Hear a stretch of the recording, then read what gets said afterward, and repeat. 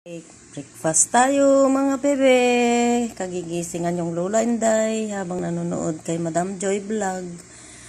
At magkape-kape tayo. Bakit may bula ang aking kape? Hindi siguro mainit masyado yung tubig.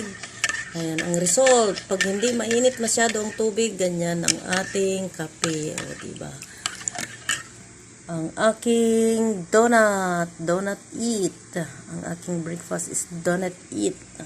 Ayan, halina kayo at kumain tayo ng pa-donut. Ito ay binili ko pa nung Sabado sa Sarawat at hindi pa nauubos hanggang ngayon. Oh, diba? Ang chalap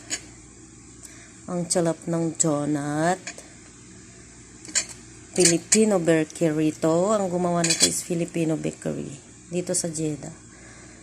Ang lalaki ng donut. Diba? Chalap. Tananan. Kainan na naman.